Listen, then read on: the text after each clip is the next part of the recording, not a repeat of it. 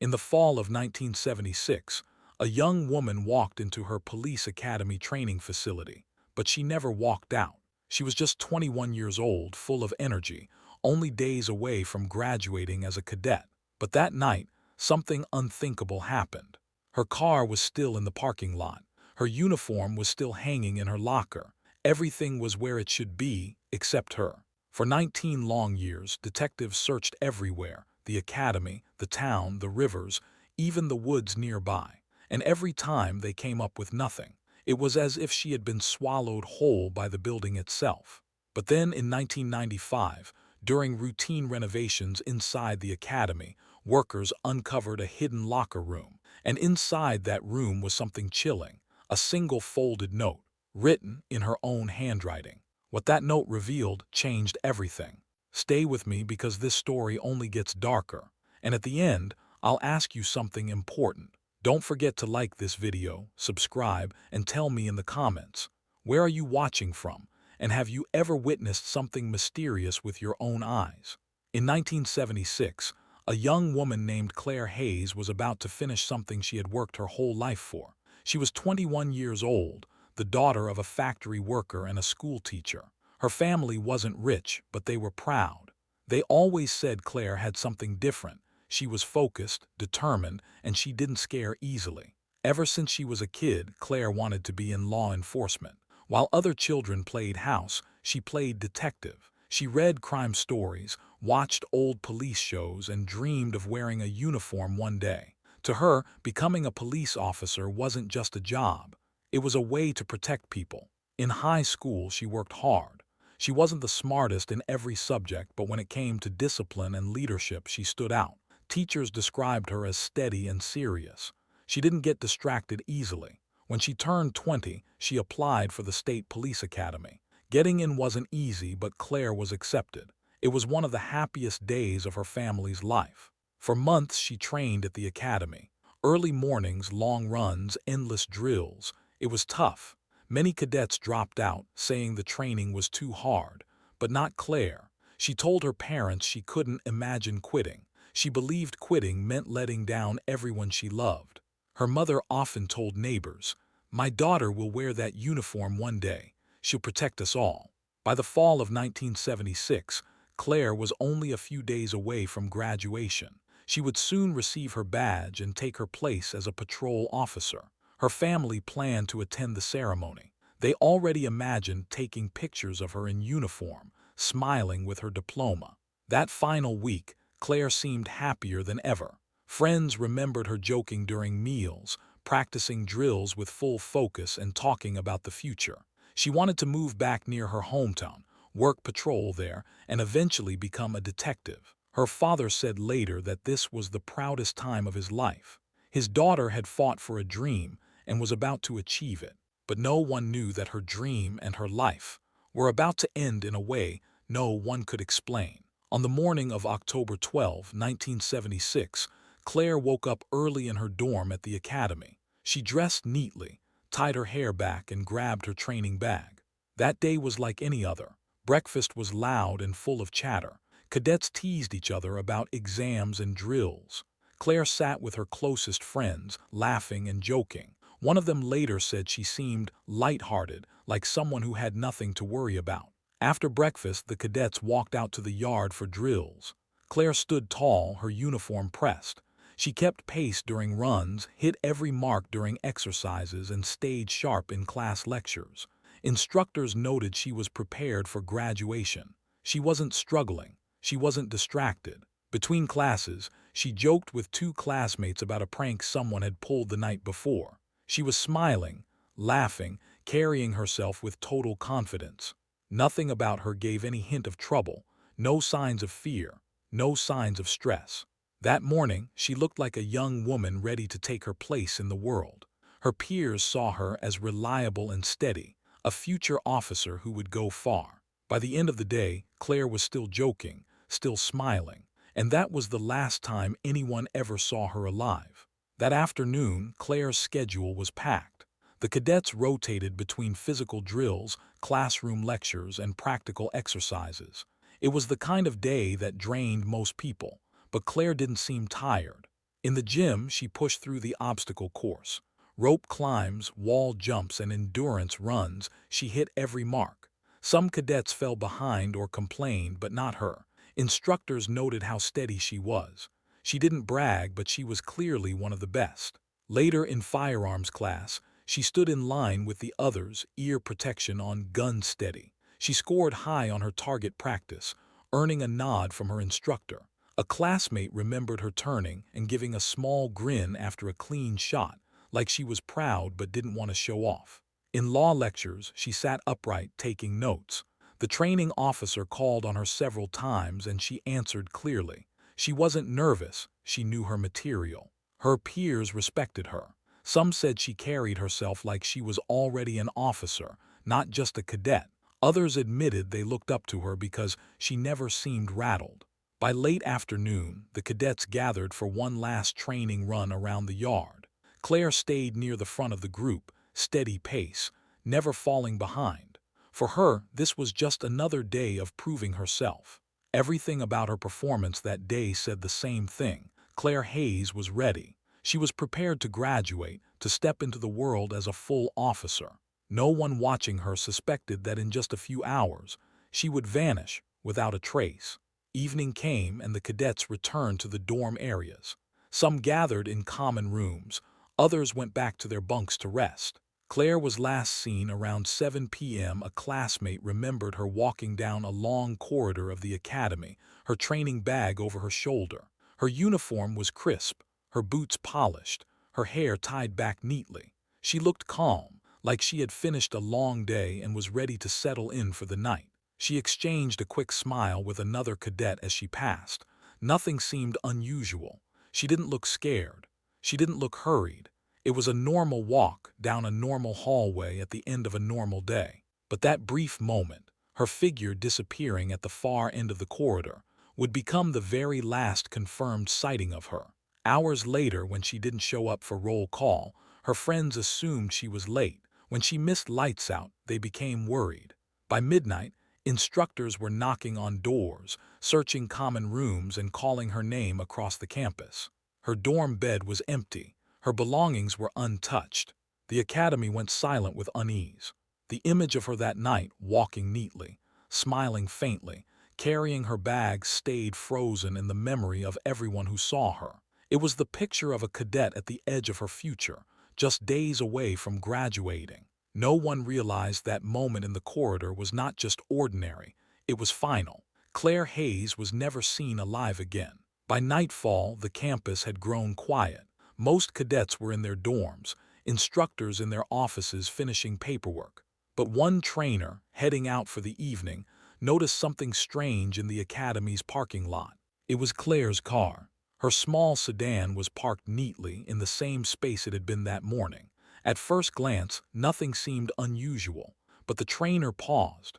By that hour, cadets who owned vehicles usually drove them off campus or at least stopped by them before heading inside for the night. Claire's was still there. He walked closer. The car was locked. The windows revealed nothing out of place, a couple of notebooks stacked in the passenger seat, a jacket folded in the back. Keys were not inside. There was no sign of a struggle. Still, something about it unsettled him. It felt abandoned. He made a note of it, thinking she must still be in the dorms.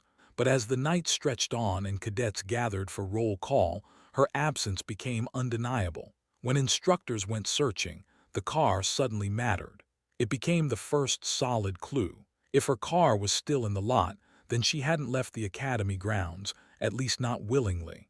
The locked doors, the untouched interior. It was as if Claire had simply vanished in the space between her last sighting in the corridor and the parking lot just a few steps away. And that mystery would grow darker with the next discovery.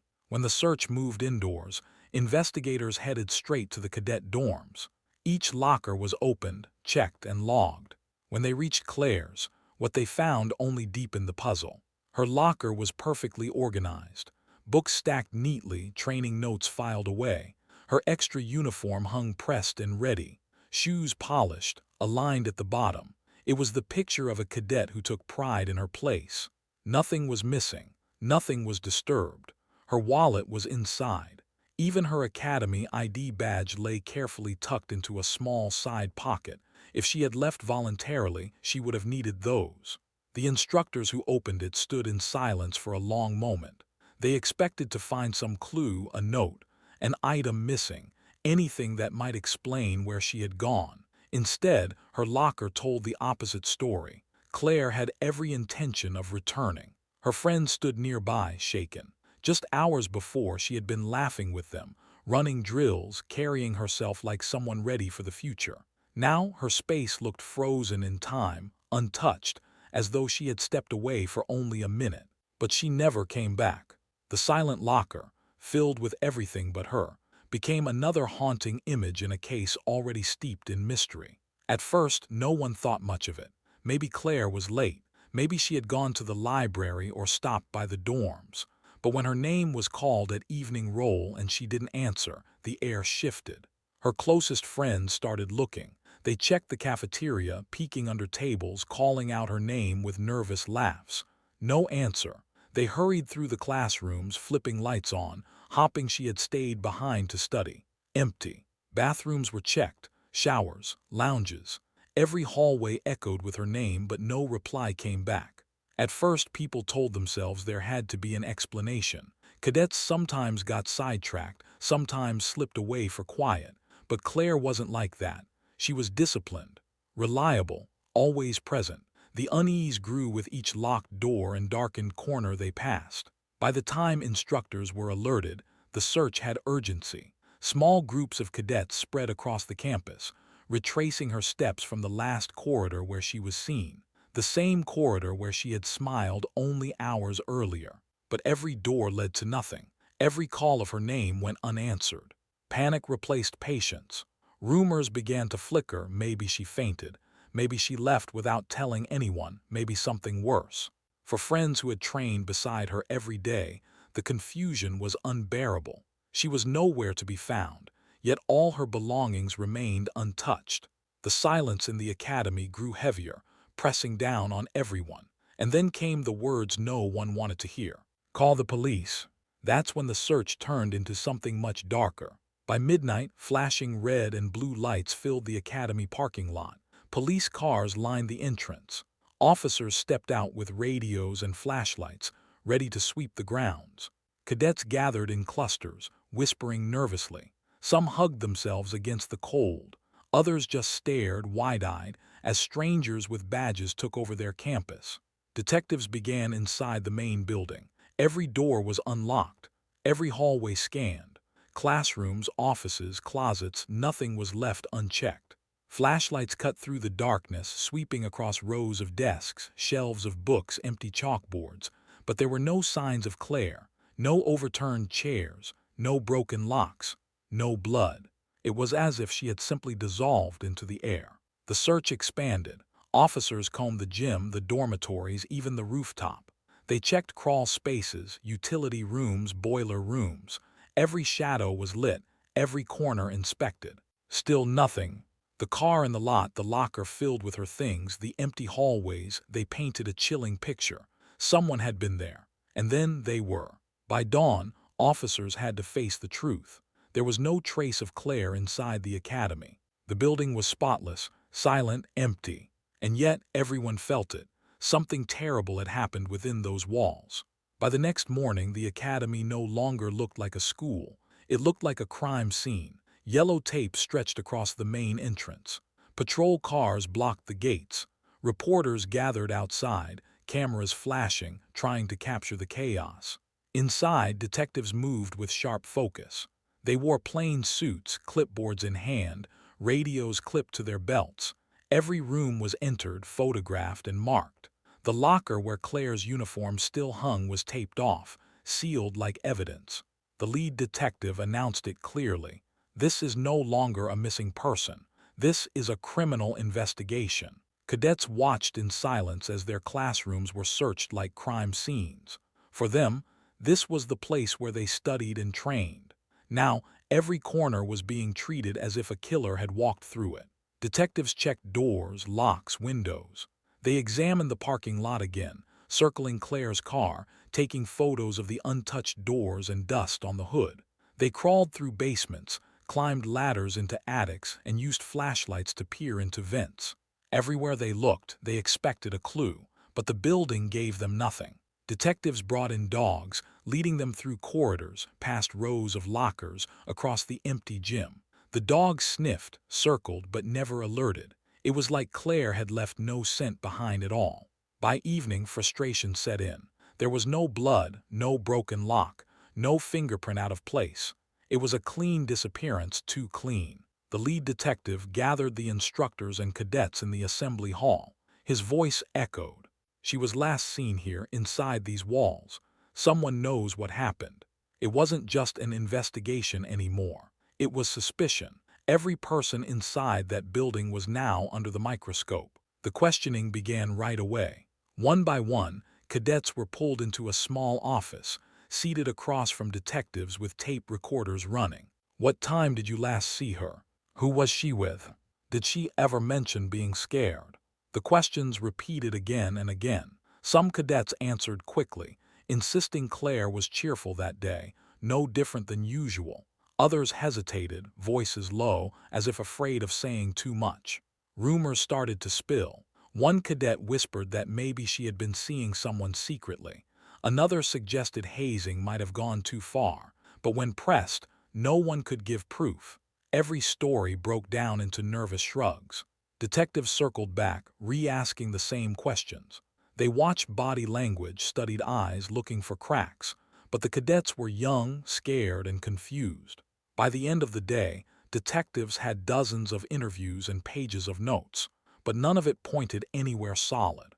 No one saw her leave. No one heard a struggle. No one noticed anything strange. It was as if Claire had simply stepped out of existence, right in front of them all. After the cadets, detectives turned their focus to the adults who ran the academy. Trainers, officers, and even janitors were called into the same small office. The trainers sat stiff, arms crossed, uniforms crisp. Each gave nearly the same answer. They had seen Claire in class, in drills, in the hallways, nothing unusual. She had been her normal self. Then, suddenly, gone. One detective pressed harder. Did she ever report problems? Did she ever complain about anyone? The trainers exchanged glances, then shook their heads. No, she was focused. She was solid. There were no complaints. The janitors were quieter. They told detectives they spent most evenings mopping halls and locking up. One said he thought he saw Claire's shadow in the hallway once that night, but couldn't be sure. Another insisted he had heard nothing at all. Detectives kept asking the same questions, watching for slip-ups, but the answers never changed. No fights, no shouts, no strange visitors, nothing. It was as if every staff member had decided on the same story. They saw nothing, they heard nothing, they knew nothing. By the end of the week, detectives had grilled every adult tied to the academy. The result was the same: silence. With no real leads, whispers began filling the gaps. Inside the academy, cadets exchanged stories in hushed voices after lights out. Some swore Claire had been hiding a relationship with someone in authority, and that it had gone bad. Others claimed she might have snapped under pressure, packed up, and run away. But outside the walls, the story twisted even further. Local newspapers began calling her the cadet who vanished. Headlines hinted at scandal, suggesting something dark was being covered up inside the academy. Families of cadets started asking questions too. If a trainee could vanish in a secure building, was anyone truly safe? Detectives, meanwhile, tried to chase each rumor. Was there a boyfriend? Was there a fight? Had she left willingly? But every lead collapsed. There was no suitcase missing, no bus ticket, no witness of her leaving. Her locker, her books, her uniform, all untouched. Foul play became the louder theory. People in town wondered if someone inside the academy had silenced her. But if that was true, where was the body? How could they hide it so completely? The theories piled up, but the evidence stayed the same: nothing. And that nothing was louder than anything detectives could prove. For Claire's family, the waiting was unbearable. Every day without answers felt like a year. Her parents stood in front of cameras, voices shaking, begging for help. "Please," her mother said, gripping a flyer with Claire's smiling photo, "if anyone knows anything, come forward. Don't stay silent." They organized candlelight vigils outside the academy gates. Dozens of people gathered, holding candles that flickered in the night. Some prayed, some just stood in silence. The family believed someone somewhere knew the truth. Her father printed stacks of flyers and handed them out at gas stations, grocery stores, and post offices. He stapled them to telephone poles, determined not to let the world forget his daughter. Neighbors brought food to the family's home, but the house stayed heavy with grief. The TV played news reports constantly, every newscast repeating the same lines. A cadet has vanished. Police have no leads. The family didn't care about the lack of evidence. They cared about hope. They refused to believe she had just walked away. To them, Claire wasn't missing. She had been taken, and until she was found, they wouldn't stop searching. Police and volunteers formed search parties that stretched across the town. At night, the woods around the academy lit up with dozens of flashlights sweeping through the trees. The groups called her name, voices echoing through the dark. Dogs barked, pulling handlers through thick brush and into ravines. But each time the trail went cold. Rivers were checked. Divers went into freezing waters, combing through currents for any sign of her. Abandoned buildings were unlocked and searched room by room. Empty barns, broken down houses, and warehouses all came up the same. Nothing. The search dragged into the early hours of the morning, boots crunching over leaves, flashlights flickering against old stone walls. But no one ever shouted the words they hoped for. We found her. Instead, each night ended the same. Exhausted faces, silence, and the crushing weight of failure. By the end of the first month, the woods, rivers, and buildings around the academy had been searched again and again. Claire wasn't there. It was like the ground had swallowed her whole. The case exploded onto front pages across the country. Bold headlines screamed, "The cadet who vanished." Photos of Claire in her academy uniform were printed in black and white, her smile frozen above stories filled with speculation. Reporters crowded outside the academy gates, shoving microphones at cadets and trainers. Cameras rolled as parents walked into the police station, faces tired and hearts broken. News vans idled on the street, their lights flashing late into the night. Every theory became a headline. Some papers suggested she had been targeted by someone inside the academy. Others ran wild, claiming she had a secret double life, that she wanted to run away. But for investigators, the media storm only made things harder. Every rumor the press printed turned into another tip they had to chase down. Detectives were pulled in every direction. One day it was a supposed sighting of Claire at a bus stop in another state. The next, a caller swore she had been seen in a shopping mall. None of it checked out. Still, the pressure grew. Reporters asked daily, "Where is she? Why can't the police find her?" The academy, once a proud place of training, was now at the center of a national scandal. And under the weight of the cameras, investigators began to crack. By the third month, detectives had chased every possible lead. Each one collapsed. The supposed sightings were false. The anonymous tips led nowhere. Even the most detailed rumors ended in silence. Detectives scoured Claire's life again and again. They went through her school records, her phone calls, her friendships. They searched her family home for anything that might suggest she had planned to leave. But there was nothing.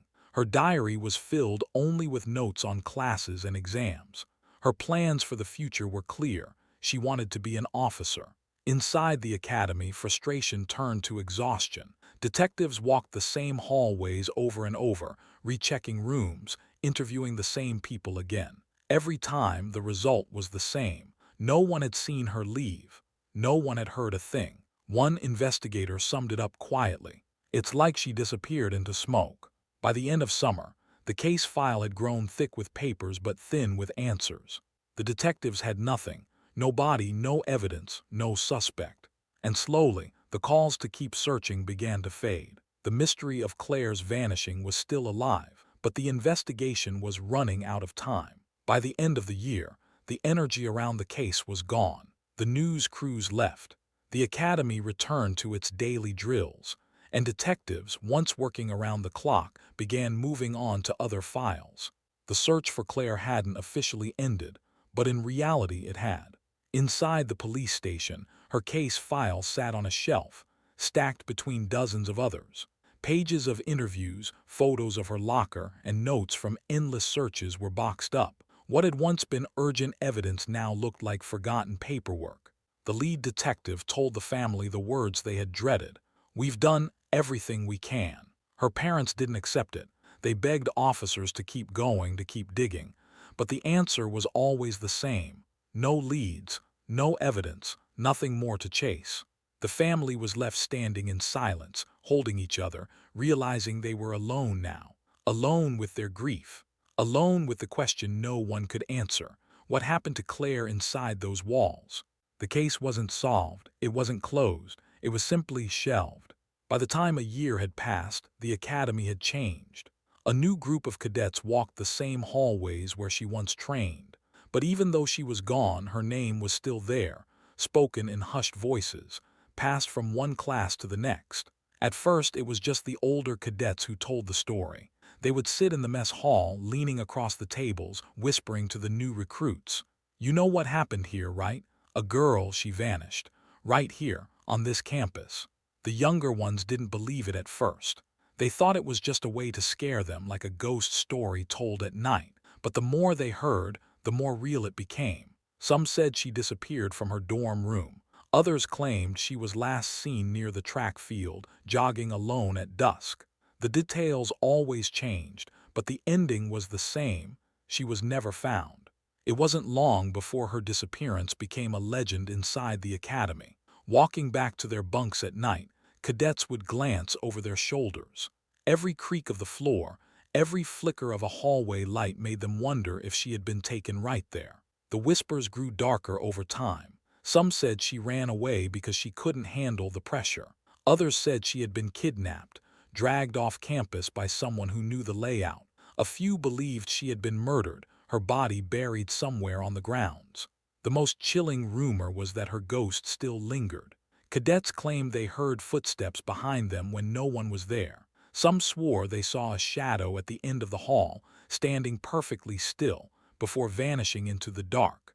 Even the instructors noticed the tension. They would shut down the talk, telling everyone to focus on training. But no order could erase the story. It had already sunk into the walls of the academy, like a stain that wouldn't wash out. For the cadets, it wasn't just a mystery anymore.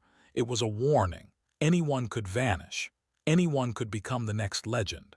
And every new recruit who walked through those gates heard the same whispered phrase. She was here, and then she was gone. Among all the whispers, one rumor refused to die. It was simple, scandalous, and believable enough to spread fast.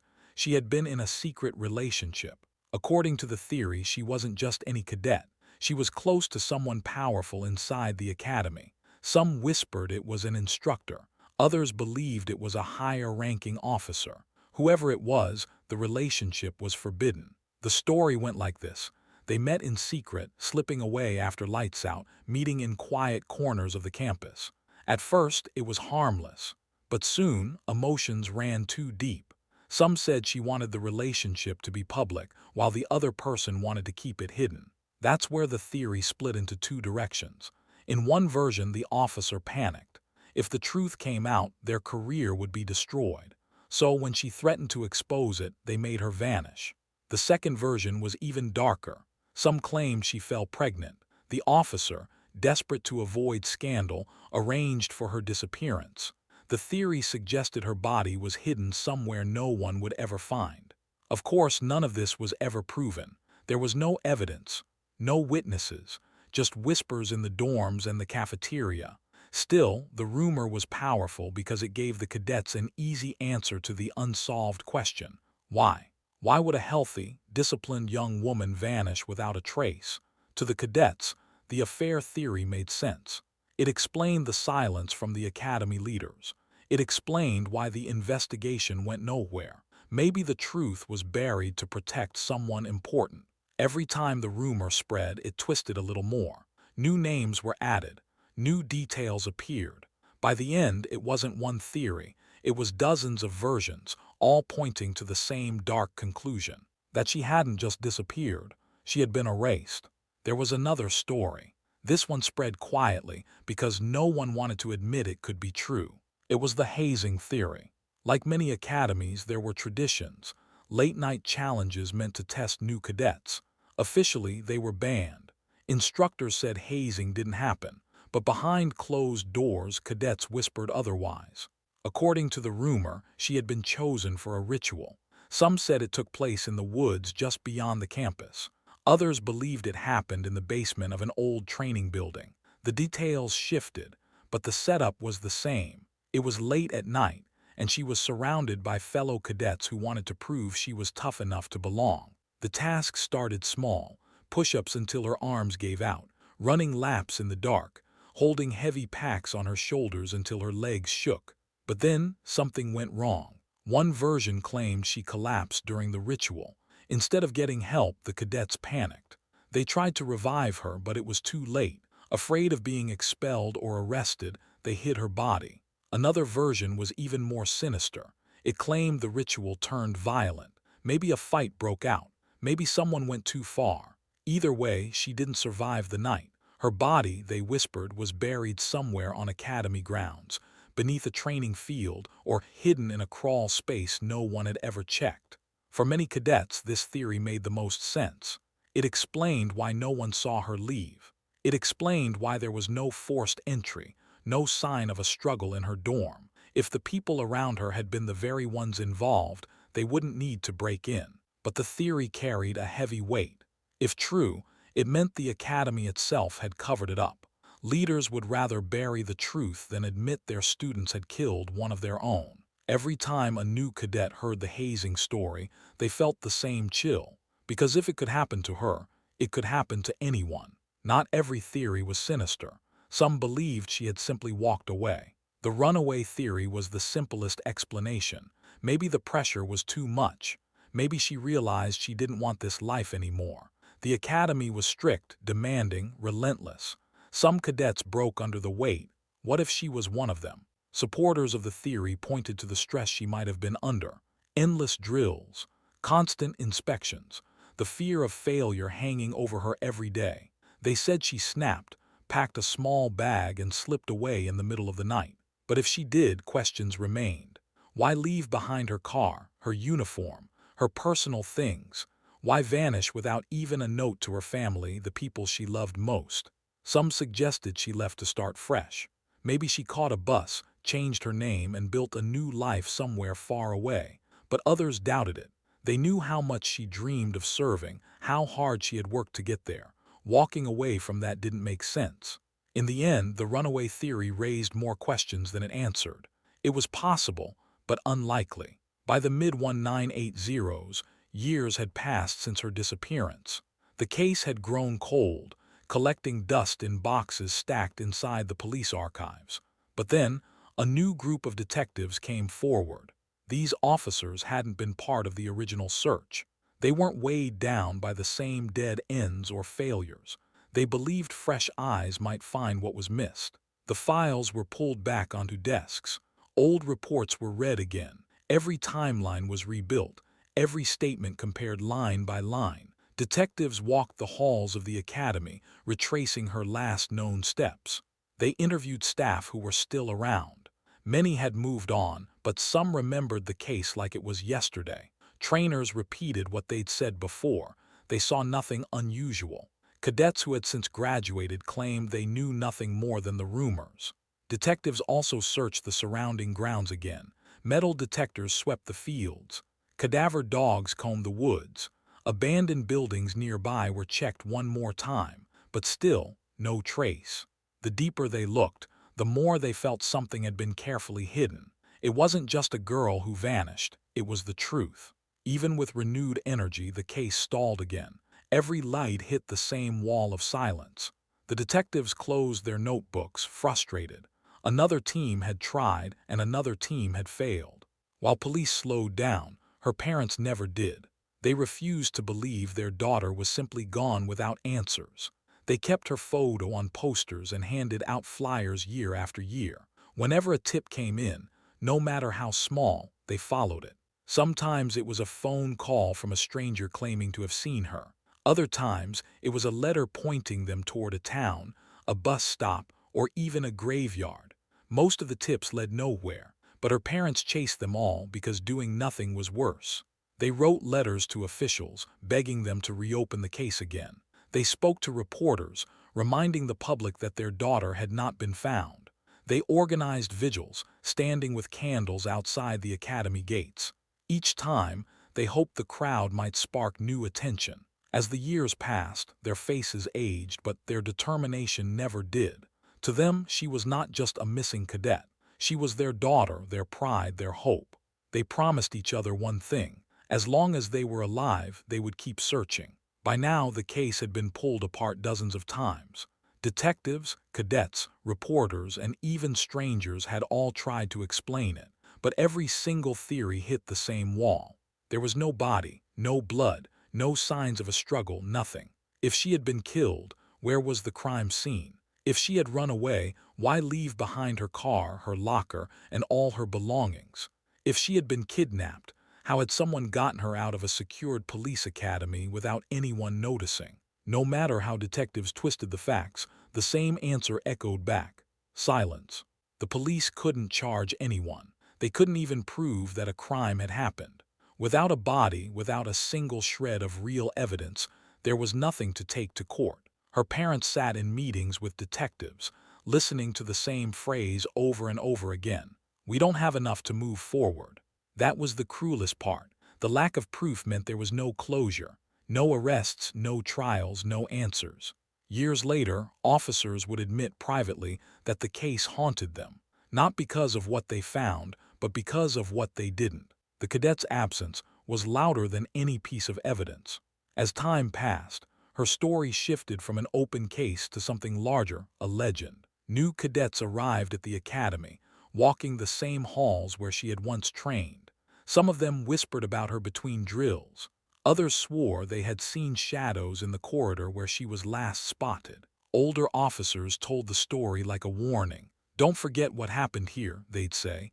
"A cadet went missing, and no one ever found her." Her name turned into a phrase: the cadet who vanished into thin air. The case appeared in newspapers as one of the strangest unsolved disappearances in the country. Reporters called it the perfect disappearance, not because it was planned, but because there was simply nothing left to follow. The academy itself carried the weight of it. Every graduation, some cadets thought about her, the one who never got to walk across the stage. Her family still fought for answers, but the world began to accept the mystery as unsolvable. She had been there one moment, laughing with friends, and gone the next. The academy moved forward, but her story lingered. Like a ghost, no one could chase away. By the late 1980s, new cadets were filling the academy. They walked the same halls, carried the same books, and trained in the same classrooms where she once stood. Most of them had never heard her name. For some, she was just a story told in whispers, something older officers mentioned late at night. The new cadets were focused on their own futures. They drilled, marched, and studied, never thinking that almost 10 years earlier, one of their own had walked out of a classroom and vanished. To them, the halls felt normal, but hidden in the walls was a ghost story, a piece of history that none of them could see. The missing cadet was no longer at the front of anyone's mind.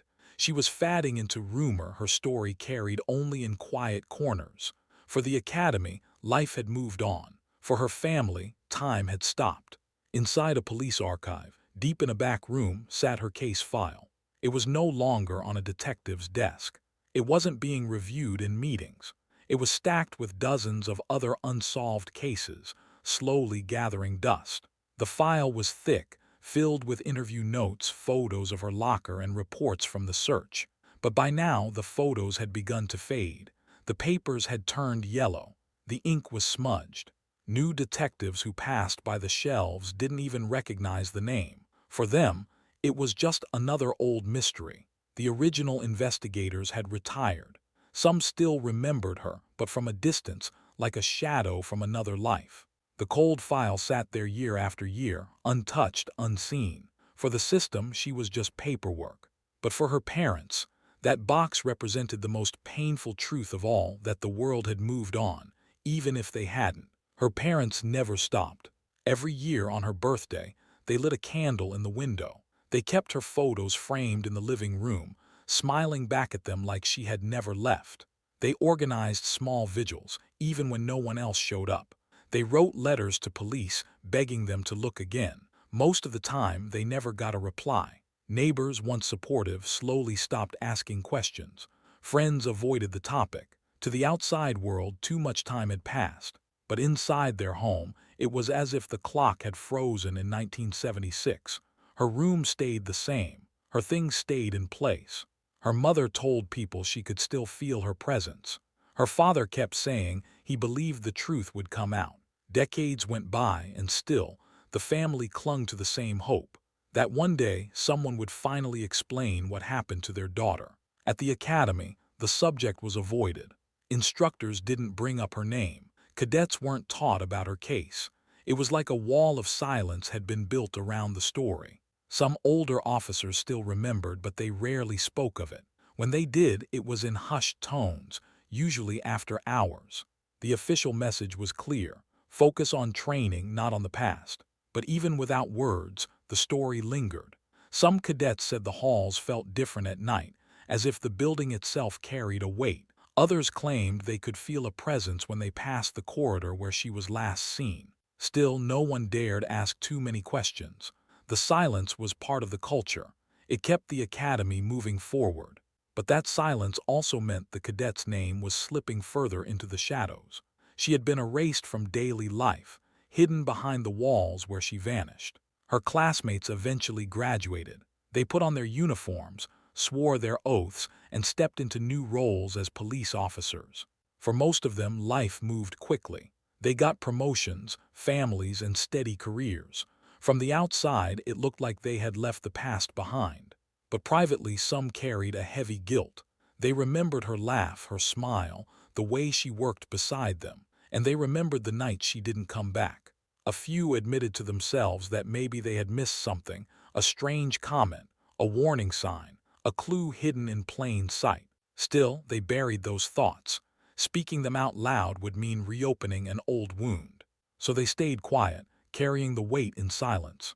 They moved on, but deep down, the shadow of their missing classmate followed them into every badge they pinned, every shift they worked. Outside the academy, the world moved on too. At first, her story had been everywhere: front-page headlines, television reports, whispered conversations in coffee shops. But years later, those headlines were gone. New crimes, new scandals, new stories took over. Reporters stopped calling her family. Editors stopped printing her name. The missing cadet who once shocked the country was no longer in the news. She became just another unsolved case buried under time. For most people, her disappearance faded into memory, replaced by more immediate concerns.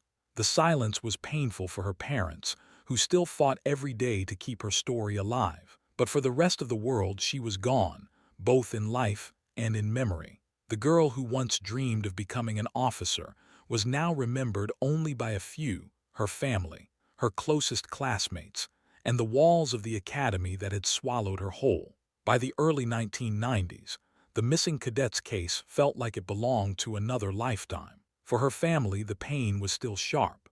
But for almost everyone else, her story had become part of history, a strange, unsolved event from years ago. People spoke about it like a ghost story. Cadets whispered about the girl who vanished. Old officers shook their heads, saying it was the strangest case they had ever seen. But even those whispers grew less frequent as the years passed. The case file stayed buried in storage. The academy stayed quiet. It was as if the building itself had swallowed her whole. There was no new evidence, no sudden tip, nothing to restart the investigation. To most, the mystery was sealed forever. Her parents were among the very few who refused to accept that. They lit candles, wrote letters, and begged for attention. But by now, they were almost alone. It seemed clear. She had disappeared into thin air, and the truth was lost with her, until the academy itself began to change. In 1995, nearly 20 years after she went missing, construction crews arrived. The academy was expanding, tearing down old walls, opening spaces that had been sealed for decades. At first, it was just normal work: dust, debris, broken tiles. But soon, workers noticed something unusual. Behind one wall there was an older section of the building, closed off and forgotten. When they finally broke through, they stepped into a room no one had seen in almost 2 decades. It was a locker room. Silent, untouched, frozen in time. Dust coated the benches, rust covered the lockers. The air was thick, stale, heavy. And inside that locker room, hidden away for nearly 20 years, lay something that would change everything. Something that would drag her case back into the light. The disappearance that had been buried in silence was about to speak again, because inside one of those lockers, workers were about to find a secret, one that had waited 19 years to be discovered. In 1995, the police academy started a big renovation. The old building was showing its age. Paint peeled from the walls, pipes leaked, and some sections hadn't been touched in decades. Crews were brought in to tear down walls, replace wiring, and modernize the place. For the workers, it was just another job. They swung hammers, carried out debris, and stacked broken bricks into piles. Nothing about the project seemed unusual. To most people, the academy was simply a school getting an update. Nobody expected anything more than dust and rubble. But behind those old walls, the academy had been hiding a secret for almost 20 years. A secret no one even knew was there. And soon, that secret was about to surface. The case of the missing cadet, long buried in silence, was about to be pulled back into the light, not by detectives, not by family, but by construction workers who thought they were just doing routine work. What they were about to uncover would shock everyone. A crew working near the back of the academy noticed something strange. As they broke down plaster and brick, one worker stopped. The wall in front of him didn't look right. It wasn't like the others. It seemed thicker, almost like it had been built to cover something. The bricks were older, uneven, as if they had been thrown up quickly, not as part of the original design. The crew chief ordered them to keep going. Piece by piece, the wall came apart. Dust filled the air. Chunks of brick hit the ground. Then behind the final layer, they saw a dark gap. Flashlights swept inside, cutting through the dust. What they saw stopped them cold. It wasn't just an empty space. It was a room, a small locker room sealed off and forgotten. The benches were still there, the metal lockers still standing. Thick dust covered everything. It looked like no one had stepped inside for decades. The workers stared at it in disbelief. They had just opened a door into the past, and waiting inside that room was something that would change the case forever. The workers slowly stepped inside the hidden room. Their boots crunched on a thick layer of dust. The air was heavy, stale, like it hadn't moved in decades. Every surface told the same story, untouched since the 1970s. Benches lined the center, covered in gray powder. Old gym bags sat slumped against the walls. Metal lockers stood in neat rows, their paint faded and peeling. It felt like walking into a time capsule. One worker brushed his hand across a bench, leaving a clear trail through the dust. Another opened a bag and found nothing but crumbled fabric and rusted zippers. No one spoke much. The silence pressed down on them. It wasn't just an abandoned room. It was like the place had been frozen, sealed off deliberately. Something about it felt wrong. And the longer they stood there, the stronger that feeling grew, like the room itself was holding a secret, waiting to be found. They began opening lockers, one by one. Most were empty. A few held broken hangers, old socks, or dust-coated shoes. But then one locker stood out. It wasn't locked, but the door felt heavier when pulled open. Inside, a pair of sneakers sat neatly on the floor. One worker bent down, curious. He picked up a shoe and felt something inside. It wasn't just padding or dust. He shook the shoe, and something small slid against the sole. Carefully, he reached in and pulled it out. It was a folded piece of paper. The edges were yellowed and brittle, like it had been sitting there for decades. Everyone gathered around as he held it up. Nobody wanted to unfold it right away. The air felt thicker, like the room itself was holding its breath. What kind of note would someone hide inside a shoe, and why? This wasn't just an old locker anymore. This was evidence, and it was about to change everything. The discovery could not stay quiet. Within hours, local police were inside the academy, surrounding the sealed-off locker room. Yellow tape went up, Flashlights swept across the dust, and photos were taken of every corner. But this wasn't just another call. Word spread fast through the department. Detectives who had worked the case back in the 70s were contacted. Some were retired, others older but still on duty. One by one, they came back.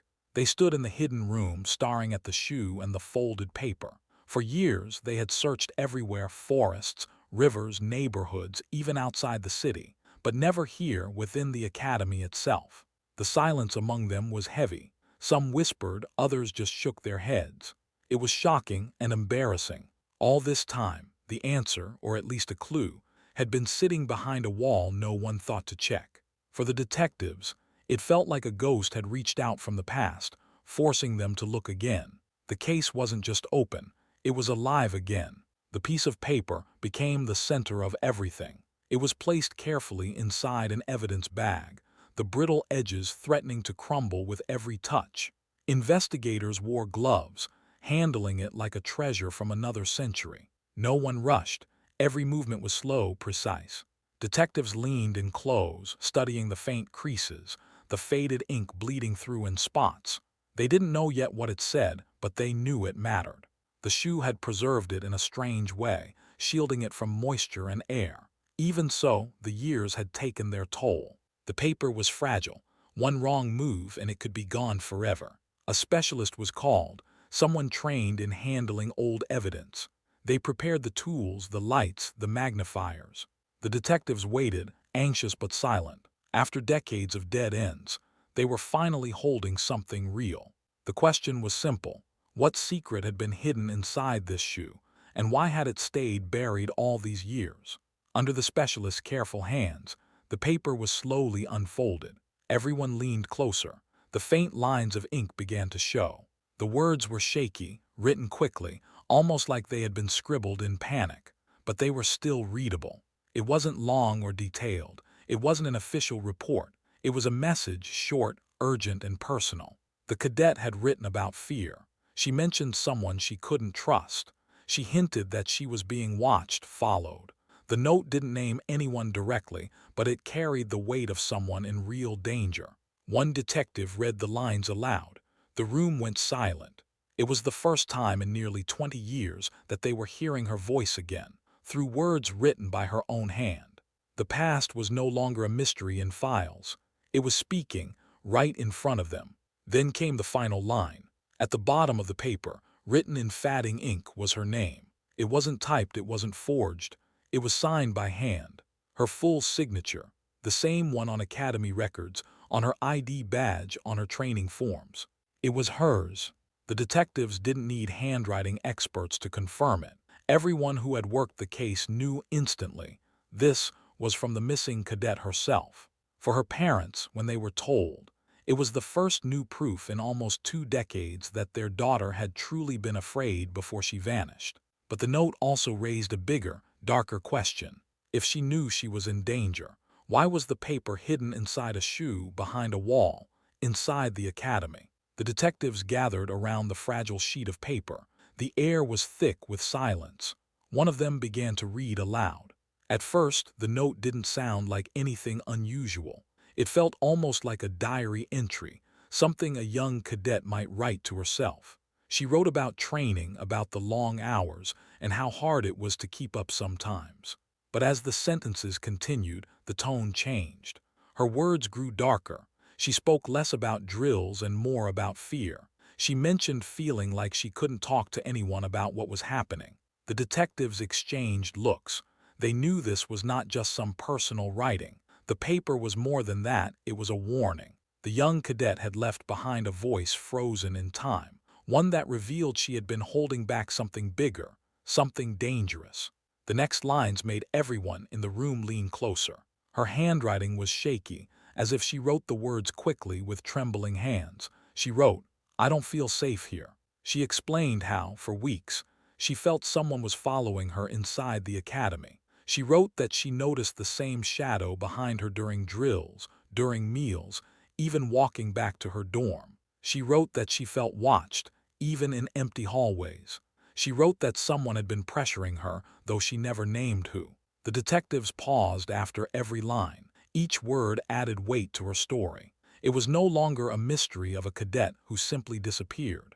This was proof that she believed she was being hunted inside her own academy. The note didn't solve the case, but it showed something investigators had always suspected.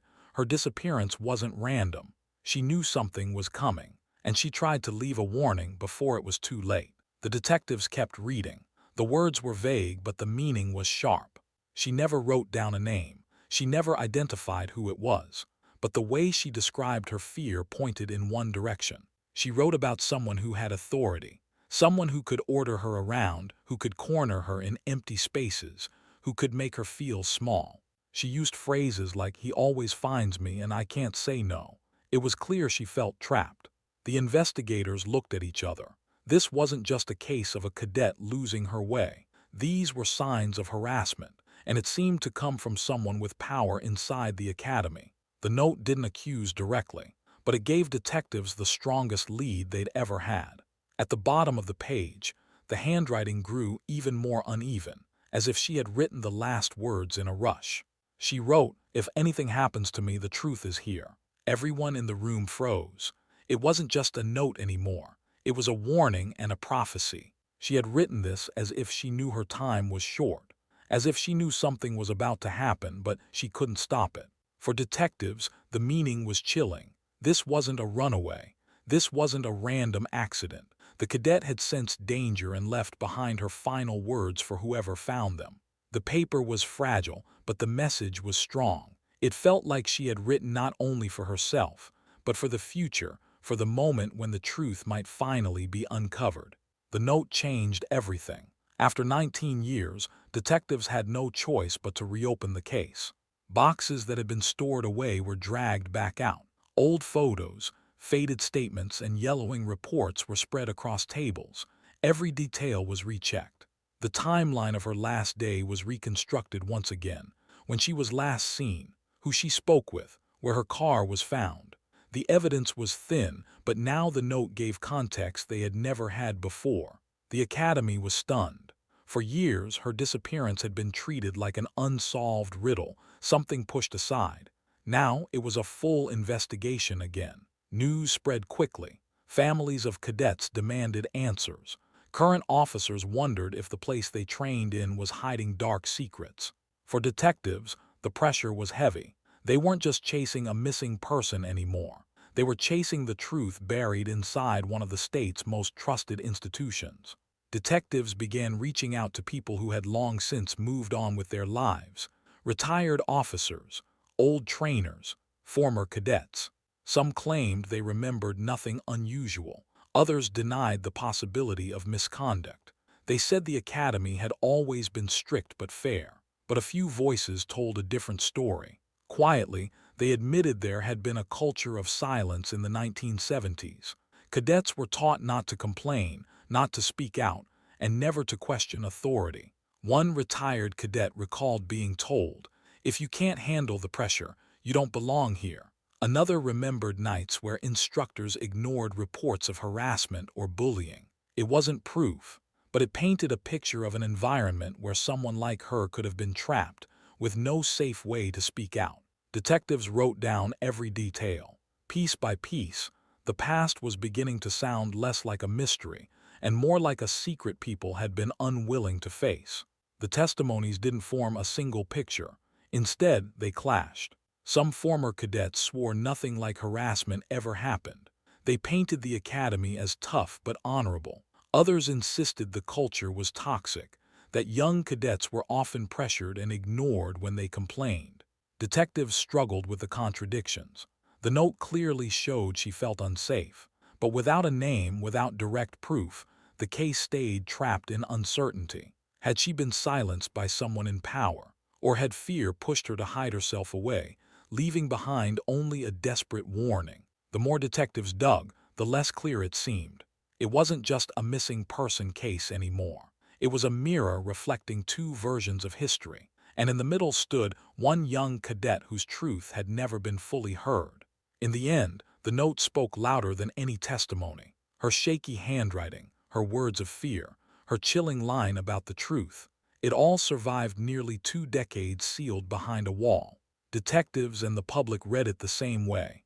Not just a piece of paper, but her voice reaching across time. Even without answers, the note was a statement, a final testimony, a warning. For her family, it was devastating.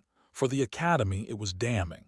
The missing cadet had never been able to speak out when she was alive, but through that fragile piece of paper, she finally forced the world to listen. Even with the case reopened, detectives faced the same problem as before. There was no body. For nearly 20 years, every search had turned up nothing. No bones in the woods. No shallow grave near the academy. No trace in rivers or abandoned buildings. It was as if she had been erased. Detectives admitted something painful to her family. Without remains, there might never be full closure. They could chase leads and theories, but they could not give them the thing they needed most, a final place to lay her to rest. Her parents sat in meetings, listening to this truth. It was crushing. They had hoped the discovery of the note meant they would finally bring her home. Instead, they were left with the same emptiness. The mystery still lingered, hanging over every conversation. She was gone, but the silence of her absence was louder than ever. The fragile note, tucked inside that old shoe, became the single most important piece of evidence in the case. Detectives studied it under bright lights. Handwriting experts confirmed it was hers. For them, this wasn't just paper, it was her voice, her final message. Every word was analyzed. The parts where she said she didn't feel safe, the hints about being followed, the chilling line about the truth being there if something happened to her. It wasn't a confession. It wasn't proof of a killer, but it was enough to change the way the world saw her case. For the first time, the missing cadet wasn't just a mystery. She wasn't just a girl who vanished. Through her note, she spoke. She told everyone that something was wrong. Investigators called it her last testimony. Her parents called it her cry for help. And the academy, for them, it was evidence they could no longer ignore. The case was no longer silent. When the note's words became public, the reaction was explosive. Headlines screamed about the hidden locker room and the missing cadet's warning. Talk shows debated whether the academy had covered something up. Families of other cadets demanded to know what really went on inside those walls. For nearly 20 years, people had treated her disappearance as a mystery with no answer. Now, the discovery of her note made it feel like someone had been responsible all along. Crowds gathered outside the academy gates with signs, "Justice for the cadet, no more silence." Reporters swarmed the grounds asking hard questions. The academy's reputation took a direct hit. Once seen as untouchable, it was now under a cloud of suspicion. Parents asked if they could still trust it. The note had cracked the image of safety. The academy had no choice but to respond. Under heavy pressure, leaders held press conferences. They promised reforms. Safety officers were added. Cadets were given new ways to report problems anonymously. Policies were rewritten to protect trainees from harassment or abuse. For the first time, officials openly acknowledged the case. They admitted the academy of the 1970s had failed her. They admitted that silence had cost too much. Some called the changes overdue. Others said it was too little, too late. After all, nothing could bring her back. Still, the reforms mattered. For current cadets, it meant they wouldn't train under the same cloud of fear. For the family, it meant her disappearance was no longer treated like a rumor. It was officially recognized as a tragedy. The academy's walls had finally spoken, and because of her note, they could never go back to silence again. Months after the note was discovered, her family organized a memorial. The event was held at the academy itself, the very place she had dreamed of graduating from. Former classmates, now seasoned officers, returned in uniform. Younger cadets stood in rows, listening. At the front of the room, her parents sat quietly. Her mother clutched a photo of her daughter in uniform. Her father held the folded note, now preserved in plastic. When it was time, the note was read aloud. Each word echoed in the room, her fear, her warning, her final line. The silence afterward was heavy. Grown men wiped away tears. Some bowed their heads, unable to look at one another. For the first time, her voice was honored in public. She was no longer a ghost story whispered in the halls. She was a young cadet, remembered with dignity. The memorial gave her family a piece of closure. Not enough, but something. She never graduated. She never wore the badge she worked so hard for. But in the years after the discovery, she became something more, a symbol. Cadets who entered the academy learned her story. They were told about the dangers of silence, about the importance of speaking up. Her name was placed on a plaque, not as a graduate, but as a reminder. Her note showed courage. She wrote it knowing the risk, knowing it might never be found. And yet it was. Nearly 2 decades later, her words reshaped an entire institution. Her family carried that thought with them. They didn't just lose a daughter, they raised a symbol of truth. Even without justice, even without answers, her voice endured. Despite the note, despite the memorial, the case was never fully solved. Her handwriting gave hints, her fear gave context, but no name was ever spoken. The person who stalked her, who likely silenced her forever, was never brought into the light. Detectives revisited the files. They compared statements, re-interviewed old classmates, followed new whispers. But like smoke, the truth slipped away. For her family, that was the cruelest part. They had her words, they had her courage, but not her justice. And so, her story lived on as both a warning and a wound. A mystery with edges sharp enough to cut anyone who dared to hold it too long. It remains one of those cases that doesn't end. It just lingers, refusing to fade. Her story closes with a warning. It didn't happen on a dark street or in a forgotten alley. It happened inside walls built to protect, among people sworn to serve. Her disappearance and the note left behind became more than a tragedy. They became a mirror, showing that danger doesn't always come from outside. Sometimes it hides within. The cadet's final words echo louder than any investigation. Silence is deadly. Her fear, her courage, her unfinished fight remind us that speaking out can mean survival. And though her case remains unsolved, her story is not forgotten. Because in every academy hallway, in every whispered reminder, her voice still warns. Even in the safest places, darkness can live right beside you.